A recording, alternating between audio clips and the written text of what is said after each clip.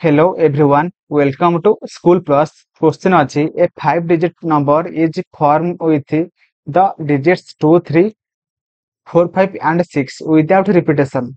Find the probability that the number is divisible by 5. Okay, तो केमिति बाहर करिवे देखंतु पांचंक विशिष्ट संख्या एवं ता सहित से कहिछि 5 रे डिविजिबल होतो तो आपण माने जानि चंती कि गोटे संख्या 5 रे डिविजिबल केमिति हबो जदि तार माने यूनिट डिजिट जगार 0 थिबो नहने 5 थिबो बे एकक घरे जदि 5 थिबो नहने 0 थिबो तो सेही संख्याटा आपण मानकर 5 रे डिविजिबल हबो बुझि पाइले।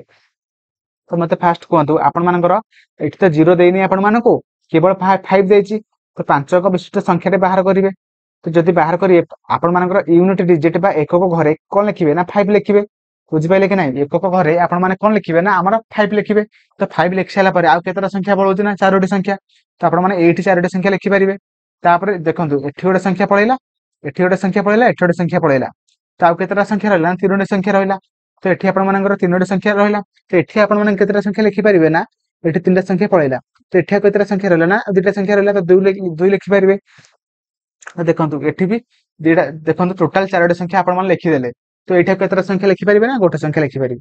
ओके तो देखंतु आपण मानकर टोटल केतेटा संख्या लिखि परिबे ना मा टोटल केतोटी पांचंक विशिष्ट संख्या सॉरी केतोटी माने 5 रे डिविजिबल हेई पारथवा संख्या आपण माने लिखि परिबे ना केमिति बाहर करिवे 4 into 3 into 2 into 1। ओके तो 4 3 12 2 24। ओके जोटा कि आपण मानकर फेवरेबल कंडीशन। ओके तापर आसिला आपण मान टोटल केतोटी पांचंक विशिष्ट संख्या बाहर करि परिबे बा लिखि परिबे ना देखंतु 5 4 3 2 1। ओके तो 5 into 3 sorry 5 into 4 into 3 into 2 into 1 जोटा कि 5 into 4 3 12 2 24।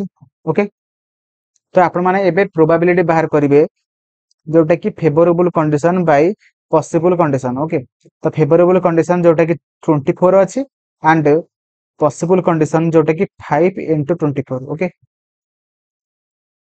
तो 25 कैंसिल हो गला जोटा कि 1/5 1/5 will be right answer option B will be right answer. मोर आशा आपण माने भलो भाबरे बुझी पारथिबे जदि भी आपण माने वीडियो को भलो भाबरे बुझी पार नांती आपण माने वीडियो को आउ थरे रिपीट करके देखि दियंतु मोर आशा आपण माने भलो भाबरे बुझी पारिबे एवं ता सहित आपण माने जदि एबे पर्यंत वीडियो को लाइक करनांते लाइक कर देबे चैनल को सब्सक्राइब करिवे एवं आपण मानकु वीडियो केमिति लागला मते कमेंट रे जणाइबे। थैंक यू जय जगन्नाथ।